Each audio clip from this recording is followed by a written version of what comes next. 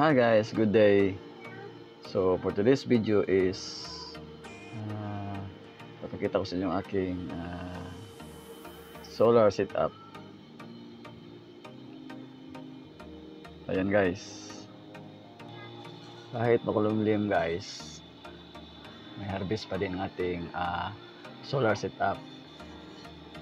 So tingnan natin ang aking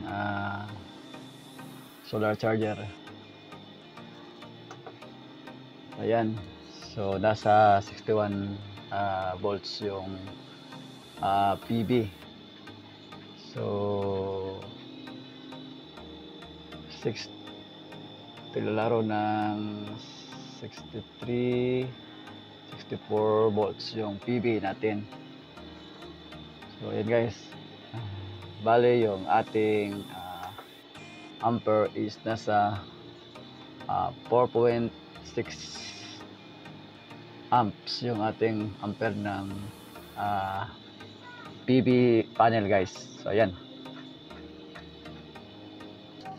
so kahit makulimlim guys is taga-harvest pa rin ng ating panel.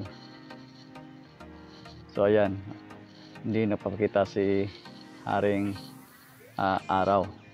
So ayan, so ito yung na-harvest na aperahe ngayon sa ating solar panel guys. So ayan, tapos 85% na yung aking battery. Kahit makulimlim, the best pa rin ang ating solar panel kasi may harvest. So ayan, tapos ito yung aking ginagamit na power inverter na ating solar setup. So ayan yung voltahe ng battery guys, nasa 26.4 yung voltahe ng ating battery. So ayan,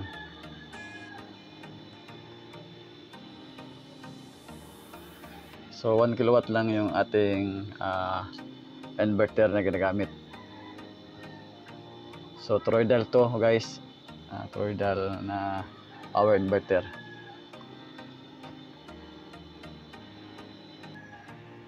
Tapos ito naman yung aking battery na ginagamit sa aking solar setup ngayon, itong 32650 at saka 32700 na battery. So nagsama ko itong dalawa guys, itong 32700 at saka 32650. So bali 24 volts to, 16 parallel at saka 8 series. So ayan, bale small setup pala ito guys.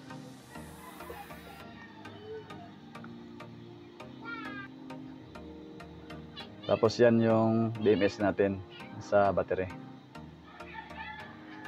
So ayan, bale ito pala yung aking solar panel na ginamit ngayon sa aking solar setup guys. So ayan, bale tig 180 watts yung panel na yan. So tatlo nakaseries yung ating panel. Tapos may panel rin ako doon sa bubong na tig 100 watts guys, dalawa. So tignan natin guys, papakita ko sa inyo. So ayan yung aking dalawang tig 100 watts na solar panel sa bubong. Tapos yung isa namang maliit is nasa 35 watts lang yan. So yan yung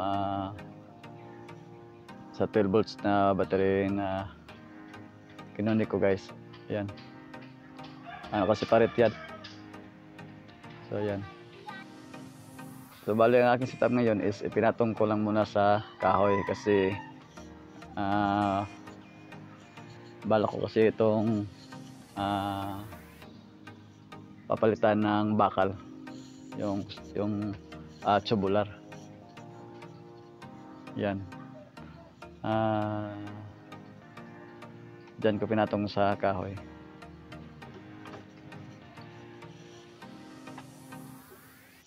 So, yan na pala yung ano niya guys, specs ng solar. Nasa 180 watts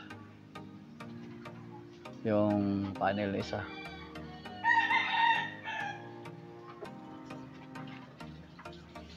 So, yan guys. So, ayan guys. So, kung nagustuhan yung aking video guys, paki-like at subscribe naman guys sa aking munting YouTube channel guys. So, maraming salamat pala sa panonood nyo sa aking video guys. So, hanggang dito na lang guys ang aking video. So, maraming salamat guys sa inyo and bye-bye.